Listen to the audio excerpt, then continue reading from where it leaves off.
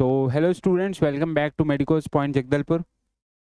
यार पिछले लेक्चर में क्या हुआ अपने साथ कि हमारी जो ऑडियो थी उसका ऑडियो आउटपुट बंद हो गया था, पता नहीं लगा। तो लेक्चर पूरा कंप्लीट हो गया था, है ना। ये हम पढ़ चुके थे पूरा अलग से। तो अब क्या करेंगे कि इसी को मैं आपको डिक्टेट कर देता हूँ ताकि आपका भी लॉस मत हो इस पे, है ना। क्योंकि किसी किसी को ऑडियो के बिना समझ आ भी जाएगा, अगर रिवाइज कर रहा होगा तो फिर भी चल जाएगा, लेकिन जो पहली बार समझ रहा है उसको नहीं आएगा। तो अपन क्या पढ़े थे, मैग्नेटिक फील्ड का जब स्टार्ट करे थे अपन, दो चीज पढ़े थे अपन। मैग्नेटिक फील्ड होती है और उसका डायरेक्शन होता है, मतलब उसका मैग्नीट्यूड है और उसका डायरेक्शन है, ठीक है। तो उसमें क्या था, मैग्नीट्यूड के डायरेक्शन में अपन दो चीज देखे थे, एक बायर्स लॉ से और एक एम्पियर सर्कुटल लॉ से। एम्पियर सर्कुटल लॉ का हम लोग यूज नहीं करे थे, मतलब उससे हम लोग मैग्नीट्यूड नहीं निकाले थे। निकाले किससे थे, बायो-सावर्ट्स लॉ से, है ना। बायो-सावर्ट्स लॉ में हम लोग कौन कौन सा चीज करे थे, एक वायर वाला, उसके बाद एक लूप वाला। वायर वाले के केस में कैसे कैसे था, इनफाइनाइट, सेमी इनफाइनाइट और एक कंप्लीट वायर, है ना। फाइनाइट, सेमी इनफाइनाइट और इनफाइनाइट, ये तीन वायर था। और बायो-सावर्ट्स के लिए कौन सा यूज कर रहे थे कि एक वायर में से छोटा सा डीएल एलिमेंट लेके यूज किए थे। जो लेक्चर मिस किए हैं उन लोगों को लेक्चर देख के समझ आएगा। डायरेक्शन में हम लोग एक ही चीज देखे थे, राइट हैंड थंब रूल, सीधा हाथ का यूज किए थे। करंट के डायरेक्शन में थंब था और जहां घुमा रहे थे वहां पे मैग्नेटिक फील्ड था। इतना क्लियर है। अब अपन आज क्या पढ़ेंगे कि पहले अपन क्या कर चुके थे कि जो चार्ज रखा हुआ है कहीं पे, उस पे ऊपर अगर इलेक्ट्रिक फील्ड चल रहा है तो उसके ऊपर एक फोर्स लगता था, जिसको अपन लिखते थे force is equals to q naught E, है ना। ई क्यू नॉट, ये अपन फोर्स पढ़े थे। आज के इस लेक्चर में अपन क्या करने वाले हैं कि फोर्स देखेंगे मैग्नेटिक फील्ड में। फोर्स देखेंगे, अगर किसी चार्ज पार्टिकल को मैग्नेटिक फील्ड में रख दे तो उस पर कितना चार्ज फोर्स लगता है वो देखने वाले हैं, ठीक है। अब ये सब मैं तुमको पहले ही लिखा चुका था, लेकिन ठीक है एक बार अपन देख लेते हैं। ये हेडिंग होगा force on a particle placed in a magnetic field, ठीक है। इसके अंदर हम लोग सब पढ़ने वाले हैं। सबसे पहले मूविंग पार्टिकल पे बोल रहा हूँ मैं, तो इसका मतलब ये है कि जो चार्ज है या चार्ज पार्टिकल है वो क्या होना चाहिए, मूविंग कंडीशन में होना चाहिए, है ना। मूविंग कंडीशन में होना चाहिए, इसका मतलब चल रहा होना चाहिए, उसके पास एक वेलोसिटी होना चाहिए। अगर वो खड़े रहेगा, मतलब वेलोसिटी अगर जीरो हो जाएगी, तो क्या हम लोग बोल सकते हैं उसके ऊपर मैग्नेटिक फोर्स लग रहा है, नहीं बोल सकते। तो इस चीज को नोट में डाल के लिखाया था मैंने कि magnetic force act on static charge particle वो होता है जीरो, मतलब no magnetic force act on static charge particle. इसको स्क्रीनशॉट ले लो, पाउज कर लो या जो भी लिख लो, ठीक है। इस चीज को हम लोग प्रूव भी करेंगे आगे जाके फॉर्मूले से, फोर्स से। तो आगे बढ़े, अपन देखिए कि ये मैग्नेटिक फील्ड है, इस डायरेक्शन में मान के चलो मैग्नेटिक फील्ड है, और इस डायरेक्ट यहाँ पे जो पार्टिकल रखा था इस तरीके से मोशन कर रहा है। यानी कि मैं बोला था कि अगर ये मैग्नेटिक फील्ड का डायरेक्शन है और पार्टिकल ऐसा चल रहा है, ऐसा टेढ़ा जा रहा है, तो इनके बीच में एक थीटा डिग्री एंगल होगा, है ना। इनके बीच में एक थीटा डिग्री एंगल होगा, उसको हम लोग बोलेंगे थीटा से डिनोट कर देंगे। वो इसकी वेलोसिटी इस डायरेक्शन में, मैग्नेटिक फील्ड इस डायरेक्शन में। तो हम लोग फोर्स का जो फॉर्मूला लिखते हैं वो कैसे लिखते हैं, force is equals to Q V cross B. Force is equals to Q V cross B. Q क्या है, चार्ज होना पार्टिकल था, वी वेलोसिटी वेक्टर है इस पार्टिकल का, बी क्या है, मैग्नेटिक फील्ड है जो ये है। अपन को ये वाला फॉर्मूला मेन याद रखना है। जब इसको कि वी क्रॉस बी को अपन क्या लिख सकते हैं, V B sine theta, V B sine theta. तो उसमें क्या हो जाएगा, फोर्स जो निकल के आएगा Q V B sine theta बन जाएगा, ठीक है। इतना समझ आ रहा है, इसको स्क्रीनशॉट कर लो।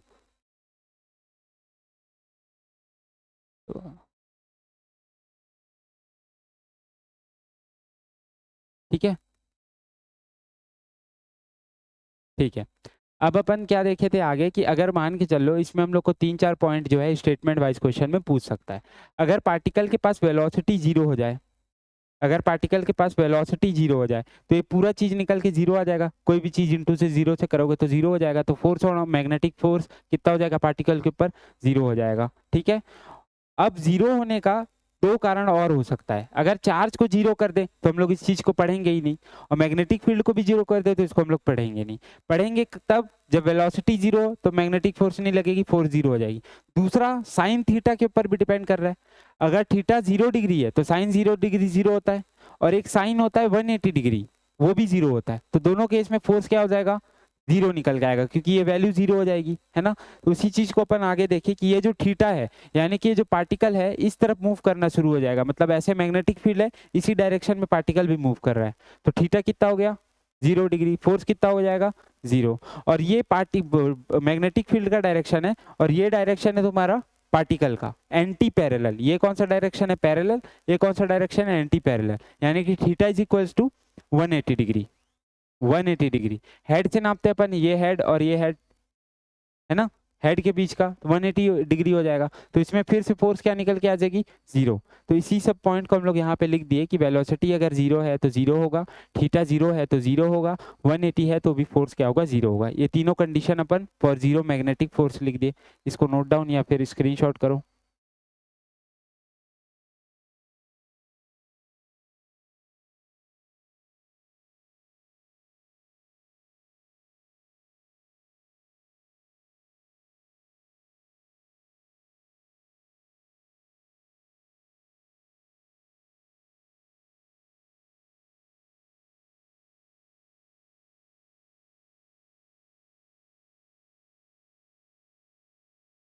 अब अपन क्या देखे, इस चीज का इम्प्लीमेंटेशन देखे, ठीक है, जो फोर पार्टिकल देखे थे उसका इम्प्लीमेंटेशन देखे। ये जो फोर्स है अंदर की तरफ लग रहा है, मान के चलो मैग्नेटिक फील्ड, अपन इसके बीच में पाम रूल था ना, ये डायरेक्शन ऑफ फोर्स। अपन अभी क्या देखे, F is equal to Q V B sine theta, वो उसका मैग्नीट्यूड था, मतलब कितना फोर्स लग रहा है। अब फोर्स किस डायरेक्शन में लग रहा है वो पता करना है। डायरेक्शन ऑफ फोर्स में अपन जाएंगे तो उसमें दो चीज होता है, एक होता है डायरेक्शन जो हम लोग फ्लेमिंग रूल से पूछा, ठीक है, दूसरा होता है पाम रूल। फ्लेमिंग रूल ये तुम्हारे पेपर में स्टेटमेंट वाइज क्वेश्चन में आ सकता है। क्या क्या पूछ सकता है, एफ बी आई करना है, पहले तुमको अंगूठा खोलना है, फिर ये खोलना है, फिर ये खोलना है, तीन फिंगर ऐसे खोलना है, ये वाला एफ, ये वाला बी और ये वाला आई। एफ का मतलब क्या होता है, फोर्स, मैग्नेटिक फोर्स। बी का मतलब क्या होता है, मैग्नेटिक फील्ड। आई का मतलब होता है करंट। तो एफ बी आई ऐसे कर लेंगे, तुम लोग को पता लग जाएगा थंब क्या दे रहे हैं, इंडेक्स फिंगर क्या दे रहे हैं और मिडिल फिंगर क्या दे रहे हैं, ये नोट कर लो, ठीक है। और उसके बाद ये तुमको मैं बताया था कि इनवर्ट का ऐसे लिखते हैं, क्रॉस करके आउटवर्ड डॉट से लिखते हैं। पाम रूल में क्या था, पाम रूल मेन है, इसको हम लोग यूज करेंगे, ठीक है। अगर मान के चल लो कि मैं पाम रूल को हम लोग अगले वाले इसमें सीखते हैं। पहले मैं बताया कि फोर फिंगर जो होंगे पाम रूल में वो मैग्नेटिक फील्ड की तरफ होंगे, ये चार फिंगर सीधे हाथ का है ना, राइट हैंड रूल है ये भी। चार फिंगर मैग्नेटिक फील्ड की तरफ होंगे, थंब जो होगा वो करंट के डायरेक्शन में होगा। या करंट के डायरेक्शन में नहीं बोल के हम लोग इसको क्या बोलेंगे कि पॉजिटिव चार्ज का जिस तरफ, जहां पॉजिटिव चार्ज जिस तरफ दौड़ रहा होगा उसके वेलोसिटी का जो डायरेक्शन होगा उस तरफ थंब होगा, और जो पाम होगा वो हमेशा फोर्स के डायरेक्शन में होगा, ठीक है। इतना क्लियर, इसको नोट कर लो फटाक से।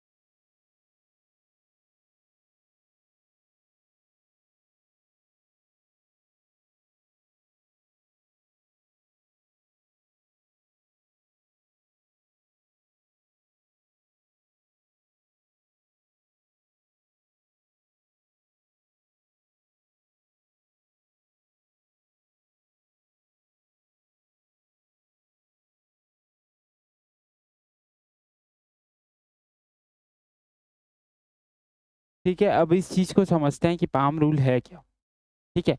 तो पाम रूल के लिए हम लोग पहला केस देखे, जब मैग्नेटिक फील्ड अंदर की तरफ जा रहा है, क्रॉस क्रॉस बना है मतलब मैग्नेटिक फील्ड अंदर की तरफ है, वेलोसिटी इस तरफ है पॉजिटिव चार्ज का, तो फोर्स किस तरफ लगेगा ये पूछता है। तो अंदर फोर्स वेलोसिटी के डायरेक्शन में हमेशा थम होगा, जिस तरफ वेलोसिटी का डायरेक्शन है उस तरफ थम होगा, किसके, पॉजिटिव चार्ज के वेलोसिटी के डायरेक्शन में। और फोर्स कहाँ लगेगा, ऊपर की तरफ। फोर्स कहाँ लगेगा, ऊपर की तरफ, ठीक है। तो इसका फोर्स कहाँ है, ऊपर की तरफ। पाम बता रहा है फोर्स, ये वेलोसिटी और पॉजिटिव डायरेक्शन, ये मैग्नेटिक फील्ड। दूसरा केस लिया है कि ये बाहर की तरफ लग रहा है, हमेशा सीधा हाथ का यूज करेंगे, तो ये बाहर की तरफ लग रहा है, पहले बाहर कर लिए चार फिंगर को। अब देखिए कि वेलोसिटी किस तरफ है, इस तरफ है, ये वेलोसिटी का डायरेक्शन है। ये देखो ये वाला डायग्राम और इसको देखो, ये बाहर की तरफ मैग्नेटिक फील्ड है ना, तो फोर फिंगर मेरे जो बाहर की तरफ रख दिया। अब वेलोसिटी इस तरफ है तो अंगूठे को इधर खोल दिया।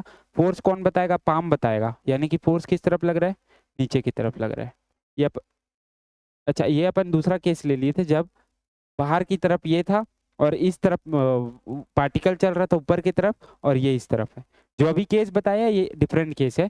ये जो मैग्नेटिक फील्ड है बाहर की तरफ है, वेलोसिटी किस तरफ है, उस तरफ थम, मतलब इस तरफ, बाहर की तरफ मैग्नेटिक फील्ड, थंब वेलोसिटी के डायरेक्शन में, फोर्स किधर हो गया, इस तरफ दिख रहा है। समझ आया, नोट करो इसको।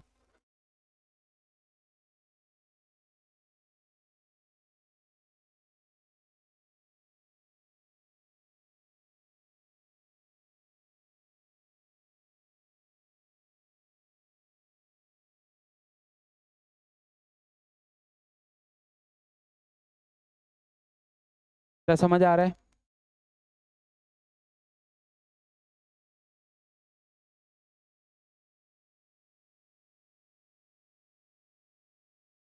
5 हो गया,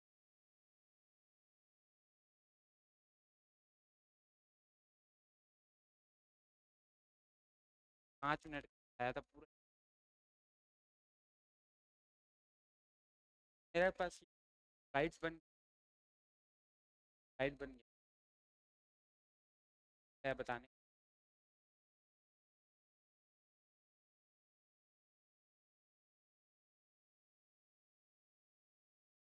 बाद एक और लेक्चर।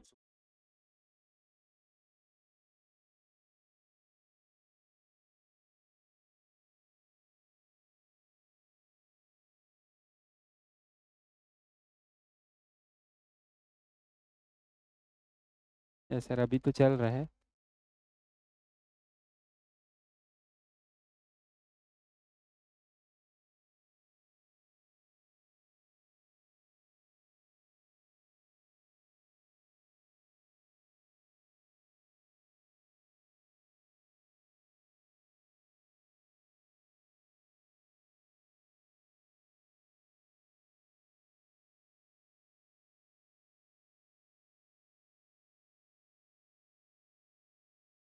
ठीक है, तो इसको नोट डाउन करें अपन।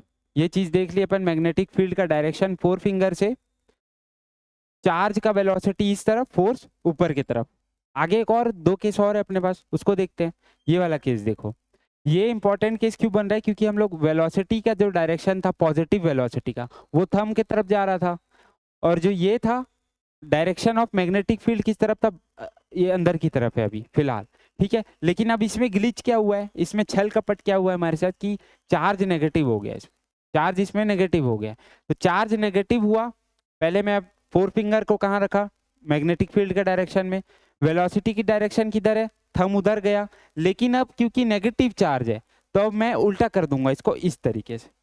पॉजिटिव का डायरेक्शन लिखना है ना, तो पॉजिटिव डायरेक्शन में थंब मेरा इस तरफ होगा, फोर्स कैसा हुआ, पाम की तरफ, ऊपर की तरफ, मतलब फोर्स इलेक्ट्रिक फील्ड के, मैग्नेटिक फील्ड के वजह से इस इलेक्ट्रॉन के ऊपर फोर्स ऊपर की तरफ, मतलब ये ऊपर ढकेलेगा इलेक्ट्रॉन को। समझ आया?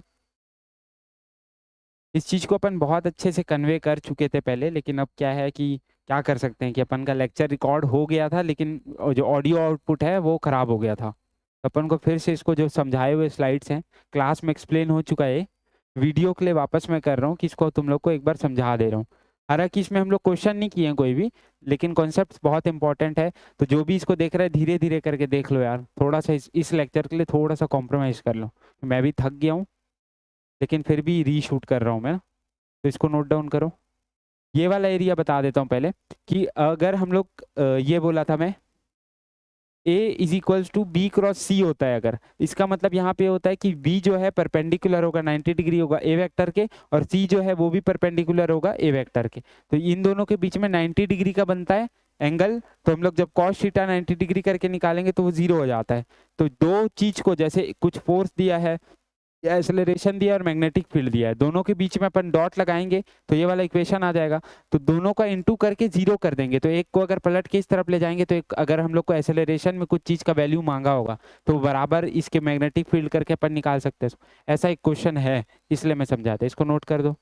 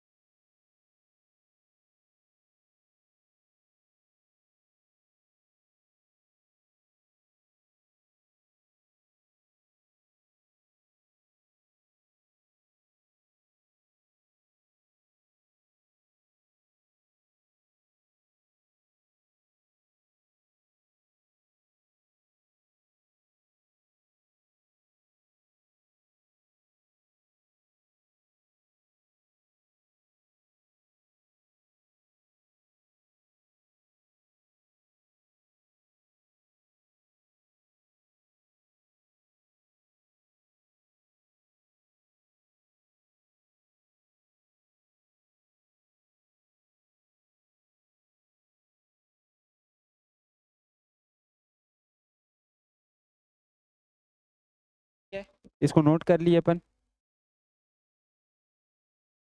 तो अपन अब अगला चलते हैं, work done due to magnetic field.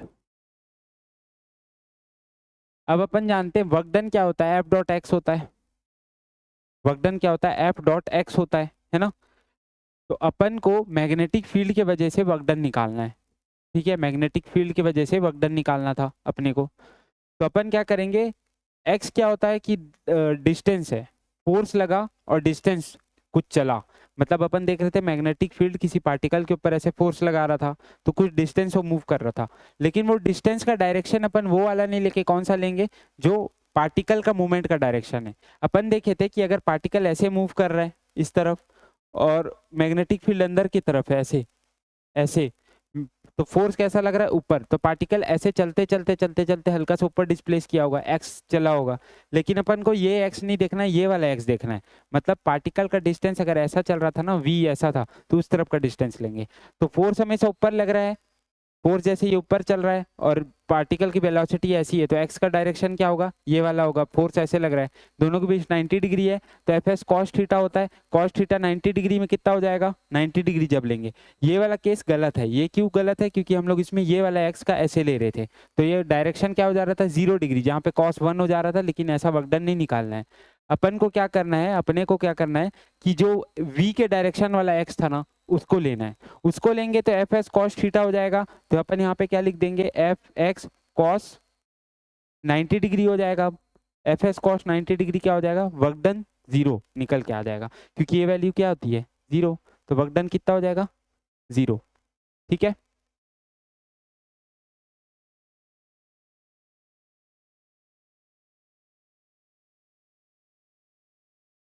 को नोट डाउन करो।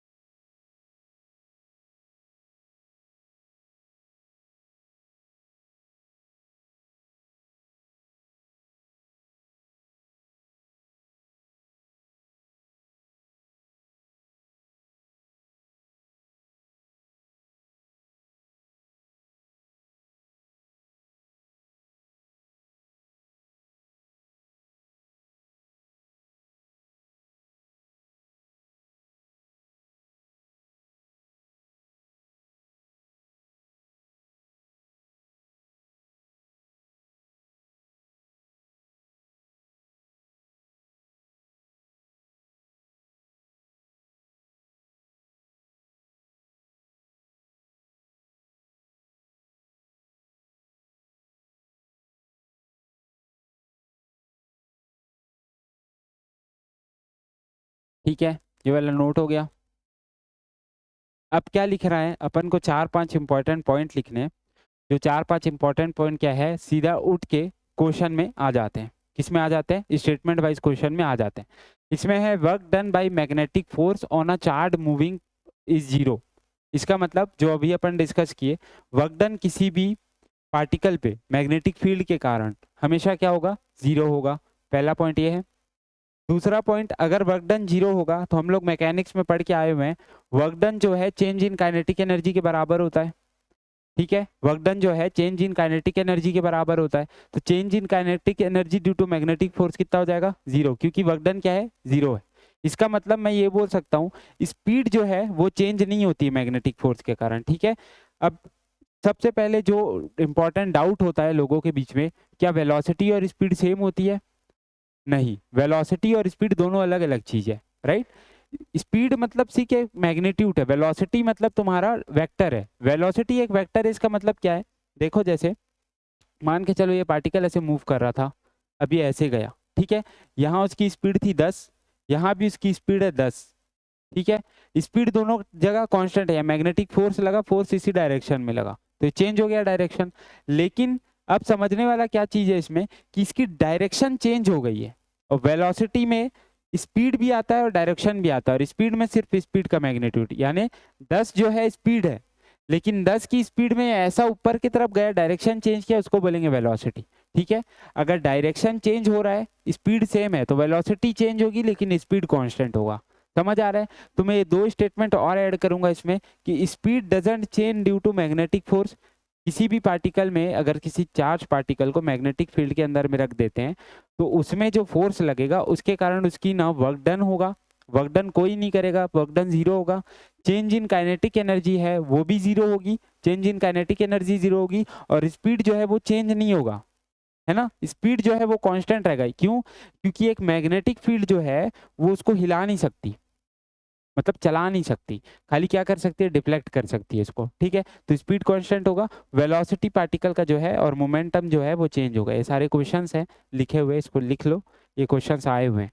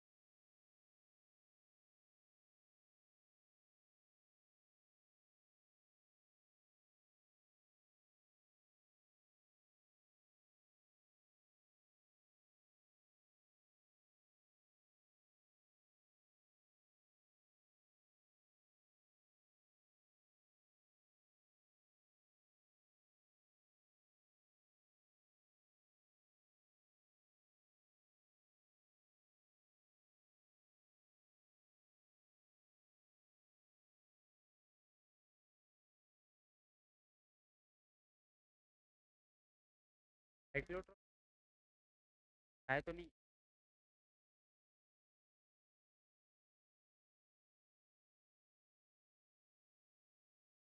एक बार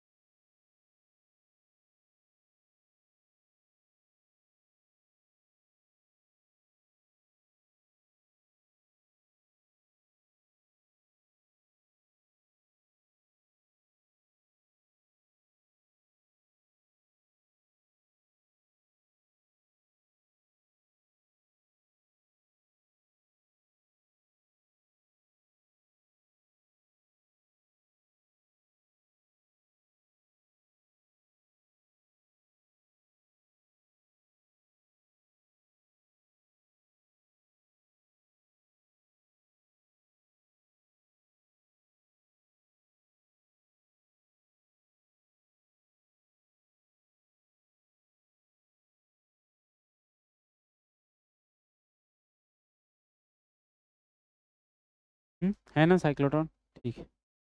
अच्छा तो ये वाला पार्ट कंप्लीट हो गया। अब अगला चीज हम लोग क्या देखेंगे। अगला चीज देखोगे लॉरेंट फोर्स। लॉरेंट फोर्स का मतलब क्या है, when a particle suffer both electric and magnetic force at same time, तो इस फोर्स को हम लोग क्या बोल देंगे, लॉरेंट फोर्स। अब क्या है इसका मतलब, मैं तुम लोग को समझाता हूँ। मान के चलो कि कोई एक पार्टिकल है, ठीक है, उसको इलेक्ट्रिक फील्ड और मैग्नेटिक फील्ड में रख दिए। इलेक्ट्रिक फील्ड मैग्नेटिक फील्ड में रख दिए तो अब पार्टिकल के ऊपर दोनों फोर्सेस लगेंगी। मैग्नेटिक फील्ड के कारण मैग्नेटिक फोर्स लगेगा और इलेक्ट्रिक फील्ड के कारण इलेक्ट्रिक फोर्स लगेगा। ठीक है, इतना समझ आ रहा है। इलेक्ट्रिक फील्ड के कारण इलेक्ट्रिक फोर्स, मैग्नेटिक फील्ड के कारण मैग्नेटिक फोर्स। तो जब भी ये दोनों फोर्स एक पार्टिकल के ऊपर एक टाइम पे लगते हैं तो इसको हम लोग बोलते हैं लॉरेंट्ज फोर्स। और इसका नेट फोर्स क्या हो जाएगा, ई क्यू नॉट। हम लोग क्या पढ़े था, F is equals to Q E, क्या पढ़े थे, इलेक्ट्रिक फोर्स पढ़े थे। और Q F is equals to Q V cross V किस में पढ़े थे, मैग्नेटिक फोर्स पढ़े थे। Q V B sin theta भी लिख दोगे इसको तो कोई दिक्कत नहीं। तो ये दोनों जब एक साथ एक फोर्स किसी पार्टिकल के ऊपर लगता है तो इसको लोरेंट्ज फोर्स बोलते हैं। समझ आया। तो ये डायरेक्ट इक्वेशन के फॉर्म में भी क्वेश्चन आता है और डिफाइन भी पूछा हुआ है। इक्वेशन भी क्वेश्चन में आया हुआ है और ये डिफाइन को भी याद रखना है समझने के लिए। ठीक है।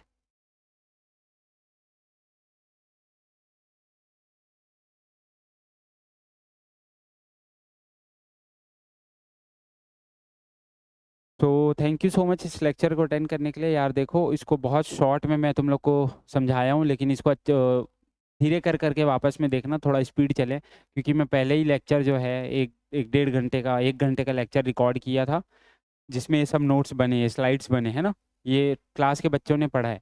लेकिन यही बात हो जाता है ना कि इसको वापस से अपन पूरा रिकॉर्ड करते, एनर्जी भी थोड़ा, मेरे बारे में भी सोचो, है ना। तो अपन इसको क्या किए कि स्लाइड्स बने हुए थे, इसी चीज़ को हम लोग जो जो था मैं तुमको समझा दिया। फोर्स वगैरह तुम लोग मेन इसमें से फोर्सेस है, ये सब पॉइंट्स इंपॉर्टेंट है जिसको मैं लिखाया हूँ। ठीक है, स्पीड चेंज नहीं होता, वेलोसिटी चेंज होता है, वर्क डन, और change in kinetic energy zero होता है, वर्क डन जीरो होता है। ठीक है, क्यों जीरो हुआ ये सिखा दिया मैं। एफ डॉट एक्स, ये नहीं भी सीखोगे तो चल जाता है, इन लोगों को रट लो। शॉर्ट में बता दे रहा हूँ, ये लोग को रट लो, ये चारों पॉइंट इंपॉर्टेंट है। समझाने टाइम में समझाया था, लेकिन अभी अगर तुम लोग को जल्दी हो रहा है तो इसको रट लो, कोई दिक्कत नहीं है, नहीं समझने का जरूरत ही नहीं है उसको, रट लो इसको। ठीक है, थोड़ा सा पीछे चलते हैं। तो ये तीनों केस इंपॉर्टेंट है। इस इन केसेस में इंपॉर्टेंस ये है कि इसका डायरेक्शन कैसे निकालते हैं। एक बार और बता रहा हूँ, अच्छे से देख लो। हमेशा पाम रूल से निकालते हैं। दो रूल्स थे हमारे पास, एक फ्लेमिंग रूल था, एक पाम रूल था। ये तुम्हारे थ्योरी के लिए है, ये वाला तुम्हारा पाम रूल के लिए। ठीक है, ये पाम रूल के लिए। तो पाम रूल के केस में चीज सीखे थे हम लोग कि जो फिंगर्स है, फोर फिंगर्स है, वो किस डायरेक्शन में होंगे, हमेशा मैग्नेटिक फील्ड के डायरेक्शन में होंगे। ये जो थंब है वो किस डायरेक्शन में होगा, तुम्हारे पॉजिटिव चार्ज के वेलोसिटी के डायरेक्शन में होगा, यानी कि चार्ज के करंट के डायरेक्शन में होगा। और ये जो पाम है वो फोर्स बताते रहेगा। ठीक है, तो ये अंदर की तरफ मैग्नेटिक फील्ड है, वी जो है ये अपना वेलोसिटी है, तो इस तरफ थंब रखेंगे, फोर्स किस तरफ होगा, पाम जहां बता रहा है ऊपर की तरफ। मतलब ये पार्टिकल अगर यहाँ से ऐसे घुसा, ऐसे घुसा, तो इसके ऊपर फोर्स ऊपर लगने लग जाएगी इसके कारण, और ये पार्टिकल ऐसे मूवमेंट करने लग जाएगा। समझ आ रहा है। अब इसी चीज़ को इंटीग्रेट करके हम लोग अगले लेक्चर में देखने वाले हैं कि ये जब इधर आएगा तो इसके ऊपर फिर डायरेक्शन चेंज हो गई ना। ऐसे था, पहले इसके ऊपर इस तरफ की वेलोसिटी थी, अब इसके ऊपर इस तरफ की वेलोसिटी है। तो अंदर की तरफ मैग्नेटिक फील्ड, वेलोसिटी का डायरेक्शन ये, फोर्स कैसा इस तरफ लगने लग जाएगा। अब फोर्स इस तरफ आने लग गया, फिर यहाँ पहुंचा ऐसे करके। तो अब क्या हो जाएगा, मान के चलो वेलोसिटी इस डायरेक्शन में, इस डायरेक्शन फोर्स नीचे की तरफ लगने लग जाएगा। तो इसी को हम लोग पढ़ेंगे, सर्कुलर मोशन करने लग जाता है जो पार्टिकल है, उसको हम लोग देखेंगे अगले लेक्चर में अच्छे से। ठीक है, तो ये लॉरेंस फोर्स वाला को याद रखना है, ये डायरेक्शन से याद रखना है, दोनों का जो रूल बताया उसको लिख लो अच्छे से, टाइम भी दिया दोनों को लिखने के लिए। और जीरो मैग्नेटिक फोर्स जो है वो कब कब जीरो होगा, उसके तीन कंडीशन पड़े। एक की वेलोसिटी मतलब चार्ज का मोशन में होना बहुत जरूरी है, ठीक है, तभी उसके ऊपर कोई फोर्स लगेगा मैग्नेटिक फील्ड में, एक ये बोला। दूसरी बात थीटा के खेल गए हम लोग, थीटा 0 डिग्री होगा, मतलब जो पार्टिकल है मैग्नेटिक फील्ड के डायरेक्शन में ही चल रहा है तो उसके ऊपर फोर्स कितना होगा, 0 होगा। मैग्नेटिक फील्ड के जस्ट उल्टा डायरेक्शन में चल रहा है तो भी फोर्स 0 होगा, और वेलोसिटी अगर 0 है तो भी फोर्स 0 होगा। ये तीन कंडीशन हम लोग पढ़े, ठीक है। ये चीज़ से शुरुआत किए थे, वाला मेन फॉर्मूला था, इसको याद करना है, Q V B sine theta, या फिर इसी को लिख सकते हैं वी क्रॉस बी को खोलेंगे तो वी बी साइन थीटा हो जाता है, वी क्रॉस बी और क्यू, ये फोर्स था हमारा, ठीक है। आई होप इतना तुम लोग को अब समझ आया होगा। थोड़ा सा शॉर्ट में गए अपन क्योंकि स्लाइड्स प्रिपेयर्ड थी पहले से, ये सब पॉइंट याद रखना है। अगले ये लॉरेंस फोर्स था, मतलब एक पार्टिकल में दोनों एक टाइम पे दोनों फोर्सेस लगे, मैग्नेटिक फोर्स भी लगा और इलेक्ट्रिक फोर्स भी लगा। इलेक्ट्रिक मैग्नेटिक फोर्स दोनों लगा तो हम लोग के पास लॉरेंस फोर्स निकल के आया, जिसका नेट होता है जो होता है electric force plus magnetic force, ठीक है। इन दोनों को हम लोग बोलते हैं लॉरेंस फोर्स। समझ आ रहा है, क्लियर है इतना। अब अगले वाले लेक्चर में क्या करेंगे हम लोग, अगले वाले लेक्चर में हम लोग क्या करेंगे, ये लोग का ही क्वेश्चन देखेंगे कुछ, और उसके बाद इसके आगे बढ़ेंगे मोशन इनका कैसे कैसे होता है। ये वाला इंपॉर्टेंट था, सिर्फ डायरेक्शन के लिए मेन इंपॉर्टेंट था ये लेक्चर। आई होप डायरेक्शन तो आप लोग को समझ आ गया होगा। अगले लेक्चर में मैं इस लेक्चर के लिए थोड़ा सा माफ़ी चाहूँगा कि छोटा करके इसको दे रहा हूँ, क्योंकि टाइम भी वो हो गया था, है ना, और वापस रीशूट करना पड़ा इसको, तो थोड़ा सा मैं शॉर्ट कंसाइज किया हूँ इसको। अगले लेक्चर में मैं कोशिश करूँगा क्वेश्चन के साथ तुम लोग को और अच्छे से सिखा दूँ, किसी भी बच्चे का कोई प्रकार का लॉस नहीं होगा, ठीक है। So thank you so much यार लेक्चर को देखने के लिए। अगले लेक्चर में और इसको अच्छे से समझते हैं, ठीक है। Thank you so much. इसको नोट कर लो लॉरेंस फोर्स को, नहीं करे हो तो।